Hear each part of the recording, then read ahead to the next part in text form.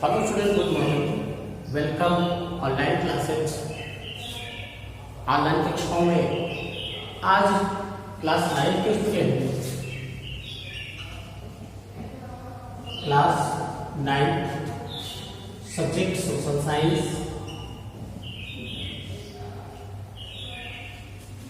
और इसमें हम लोग इकोनॉमिक्स का चैप्टर पढ़ रहे हैं। इकोनॉमिक्स हम लोग का चल रहा है इसमें, और इसमें लेसन नंबर 2 जो है वो प्रगति की तरफ है। और यहाँ पर हम लोग लेसन नंबर 2 जो हमारा है वो है संसाधन के रूप में लो। संसाधन के रूप में लो लेसन का नाम हमारा। और आज हम लोग शुरू कर रहे हैं very short question answer. Question answer आज हम लोग अति लघु उत्तरीय प्रश्नोत्तर इस लेसन का शुरू करेंगे, क्योंकि ये लेसन समाप्ति की तरफ है। तो यहाँ पर हम लोग वेरी शॉर्ट के क्वेश्चन आंसर देखेंगे। और हमारा जो पहला क्वेश्चन वेरी शॉर्ट का वो है कि जनसंख्या मानव पूंजी में कब बदल जाती है। जनसंख्या मानव पूंजी में कब बदल जाती है। तो यहाँ पर हम देखेंगे कि जनसंख्या मानव पूंजी में कब बदल जाती है। मानव पूंजी में कब कन्वर्ट हो जाती है। जो पॉपुलेशन है वो मानव पूंजी में कैसे बदल जाती है, कब बदल जाती है। जब शिक्षा, प्रशिक्षण और चिकित्सा सेवाओं में निवेश किया जाता है तो जनसंख्या मानव पूंजी के रूप में बदल जाती है। अब ये प्रक्रिया है शिक्षा,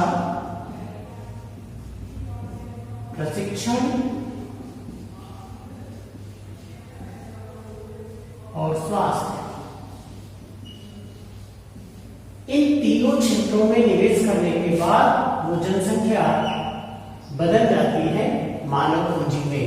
यानी जनसंख्या के बीच में शिक्षा, प्रशिक्षण और स्वास्थ्य है, इस पे जब निवेश किया जाता है तो वो जनसंख्या मानव पूंजी के रूप में बदल जाती है। आगे हम लोग बात करेंगे कि मानव पूंजी से क्या अभिप्राय है। क्योंकि हम लोग मानव पूंजी कई बार हम लोग रिपीट करते हैं मानव पूंजी, तो वास्तव में मानव पूंजी है वही चीज मानव पूंजी, यानी जनसंख्या का वो भाग जो शिक्षा, प्रशिक्षण, स्वास्थ्य, शिक्षा, प्रशिक्षण तथा स्वास्थ्य द्वारा विकसित किया जाता है। यानी मानव संसाधन को, यानी जनसंख्या को जब शिक्षा, प्रशिक्षण और स्वास्थ्य के द्वारा उनकी कार्यकुशलता में वृद्धि की जाती है, उनकी कार्य क्षमता को बढ़ाया जाता है, उनकी योग्यता को निखारा जाता है, तो वो उसे मानव पूंजी कहते हैं।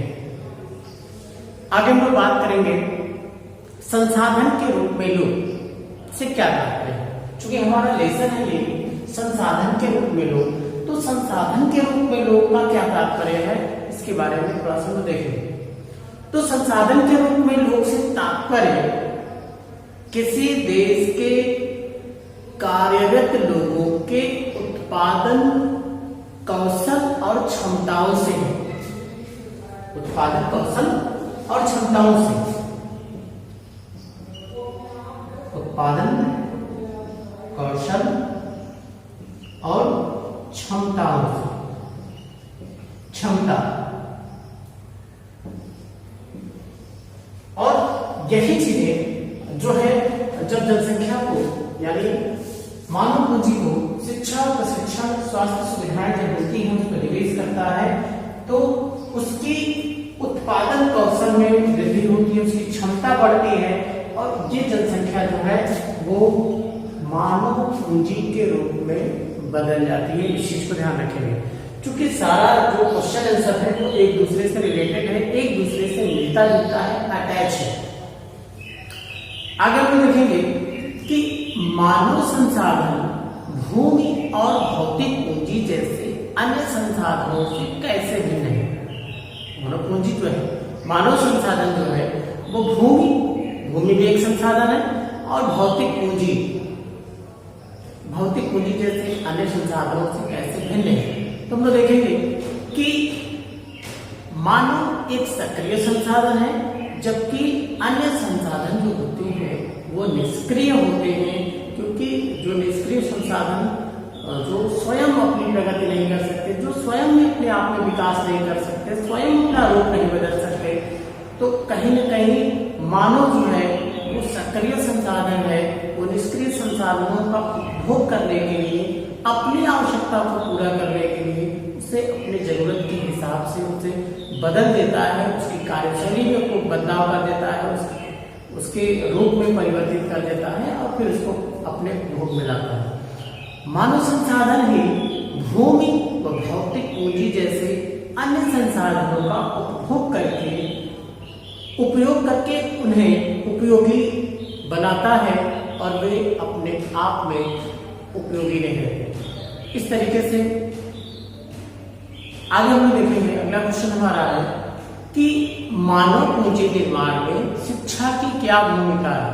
मानव पूंजी निर्माण में शिक्षा की क्या भूमिका है?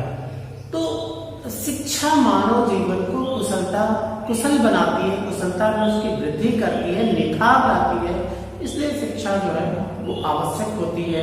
शिक्षा एवं प्रशिक्षण सुविधाएं उसकी उत्पादकता में वृद्धि करती हैं, जिससे आय बढ़ती है, आय में वृद्धि होती है, इसलिए शिक्षा जो है वो बहुत ही आवश्यक है।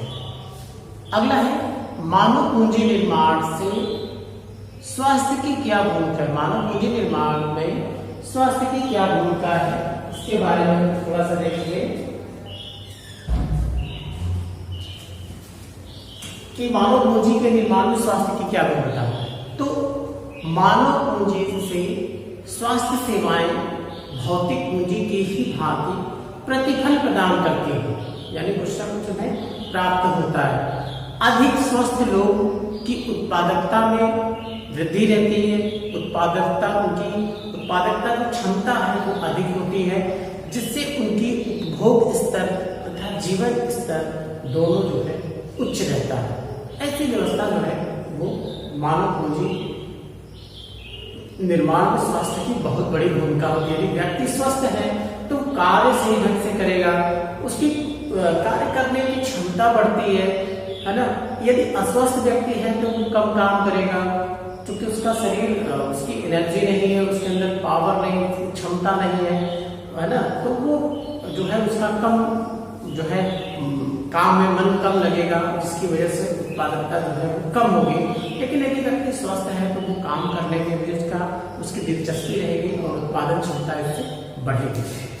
आगे हम देखेंगे कि आर्थिक क्रियाकलापों को कितने क्षेत्रकों में बांटा जाता है। हम लोगों ने लघु में भी इस क्वेश्चन को देखा था कि जो आर्थिक क्रियाकलाप है उनको कितने क्षेत्रकों में बांटा जाता है। तो जो आर्थिक क्रियाकलाप है ना, उनको 3 क्षेत्रकों में बांटा जाता है। पहला है प्राथमिक क्षेत्र और दूसरा है द्वितीय क्षेत्र और तीसरा तृतीय क्षेत्र। तो अब इन तीनों में अंतर क्या है? द्वितीय क्षेत्र, प्राथमिक क्षेत्र में कृषि और उससे संबंधित क्रियाकलापों को शामिल किया जाता है, जैसे कृषि, पशुपालन,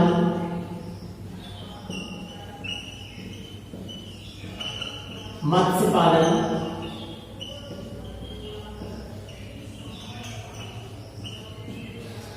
दुग्ध उत्पादन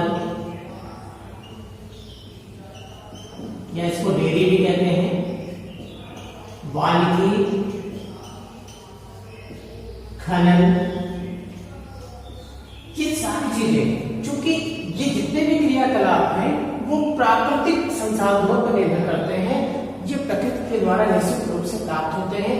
और ऐसे ही क्रियाकलाप जो संसाधन प्राकृतिक रूप से मिलती है, जो उसको अपने हिसाब से मनुष्य उसमें जो है अपने कौशल के दम पे उसे अपने उपभोग के लिए बना लेता है। तो इस तरीके से कृषि, पशुपालन, मत्स्य पालन, दुग्ध उत्पादन, वानिकी जो होता है वो वनों से संबंधित है, वनों से लकड़ियां, जड़ी बूटियां, फल फूल, है ना, ये सारी चीजें मिलती हैं। तो वानिकी भी एक प्रकार का जो है वो प्राथमिक क्षेत्र में आता है। और खनन जो है, खनन जो जैसे कोयला है, सोना चांदी, है ना, जीवाश्म ईंधन जितने हैं, पेट्रोलियम है, डीजल है, खनिज तेल वगैरह, ये सारी चीजें खनन से ही प्राप्त होती हैं। तो ये जो प्राथमिक क्षेत्र है उसमें कृषि, पशुपालन, मत्स्य पालन, दुग्ध उत्पादन, इन चीजों को शामिल किया जाता है। और द्वितीय क्षेत्र की यदि बात करें तो द्वितीय क्षेत्र में वे समस्त क्रियाकलाप शामिल होते हैं जो जिनको प्राथमिक क्षेत्र से कच्चे माल के रूप में संसाधन उपलब्ध हो जाते हैं। तो इसमें इसको हम लोग उद्योग क्षेत्र भी कहते हैं या विनिर्माण उद्योग भी कहते हैं, विनिर्माण उद्योग। और इसमें ज्यादातर उद्योग ही शामिल होते हैं। जैसे हम लोग बात करें कृषि के, तो कृषि में बहुत से उद्योग हैं जो निर्भर करते हैं। जैसे हम सूती वस्त्र उद्योग की बात कर रहे हैं, या चाय उद्योग की बात कर रहे हैं, या चीनी उद्योग की बात करें, ये सभी उद्योग जो है वो कृषि पे निर्भर करते हैं, क्योंकि कृषि से ही इन्हें कच्चे माल के रूप में संसाधन उपलब्ध होते हैं। पशुओं पर भी बहुत सारे उद्योग निर्भर करते हैं, जैसे मांस उद्योग, चमड़ा उद्योग, है ना, और जो उर्वरक खाद वगैरह बनते हैं वो सारे जो है पशुओं की हड्डियों से भी बनाए जाते हैं। तो ये सारी चीजें जो है पशुओं पे आधारित है। मत्स्य पालन, चूंकि मछली पालन के भी व्यवसाय होते हैं और उसकी जो वसा उससे मिलता है, जो मछलियों से बहुत सारी दवाइयों का निर्माण होता है। तो कहीं ना कहीं जो है वो चिकित्सा सेवा में मत्स्य पालन। दुग्ध उत्पादन की यदि बात करें तो दूध से बहुत सारी चीजें बनाई जाती हैं, जैसे खोया है, मिठाइयां हैं, ये सारी चीजें बनाई जाती हैं। और वानिकी पे तो बहुत सारे उद्योग निर्भर करते हैं, है ना, वनों पे आधारित बहुत सारे उद्योग हैं। फर्नीचर उद्योग है, DSLI उद्योग है, फल फूल, है ना, मोम है, रबड़ है, शहद है, ये सारी चीजें जो है वनों पे आधारित है ना, वनों से फल फूल भी मिलते हैं। खनन में भी बात करें तो खनिज तेल जितने भी मिलते हैं, जीवाश्म ईंधन, कोयला है, लोहा है, इन सारी चीजों, इन सारे संसाधनों की प्राप्ति खनन से ही प्राप्त होती है। तो विनिर्माण उद्योग में भी बहुत सारे उद्योग, जैसे चीनी उद्योग, चाय उद्योग,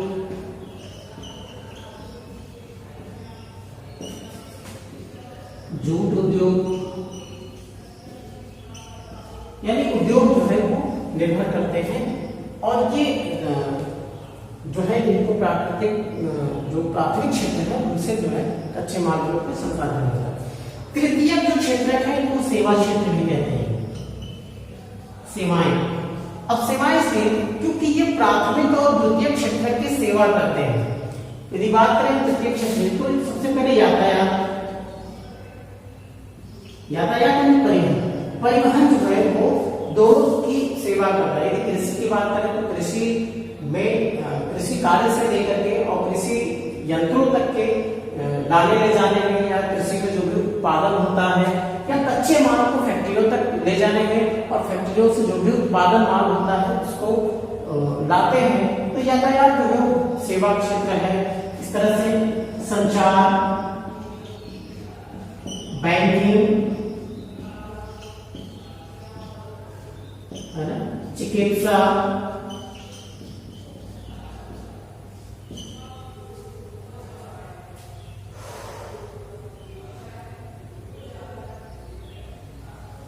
बीमा,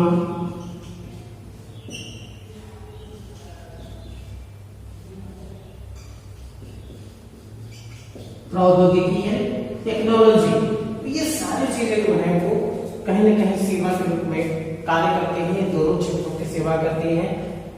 इन दोनों क्षेत्रों के विकास में तृतीय क्षेत्र का बहुत बड़ा योगदान होता है, इसलिए जो है ये महत्वपूर्ण क्षेत्र के रूप में जाना जाता है।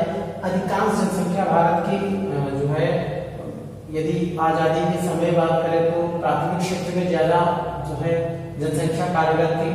आज तृतीय क्षेत्र में वर्तमान समय में बहुत ज्यादा जो है रोजगार के अवसर जो है सृजित हुए हैं। इस तरीके से ओवरऑल आज हम लोगों ने जो हमारा चैप्टर है सेकेंड लेसन संसाधन के रूप में लोग इसके जो है वेरी शॉर्ट क्वेश्चन आंसर हम लोगों ने आज समझने का प्रयास किया है। कुछ और क्वेश्चन आंसर हैं जो अब शायद वीडियो खत्म हो जाएंगे, वीडियो नहीं बनेंगे, और चूंकि अगले दिन से नेक्स्ट डे से आपका स्कूल भी ओपन हो रहा है, तो प्रत्यक्ष रूप से अब आपकी जो है क्लासेस चलेंगी।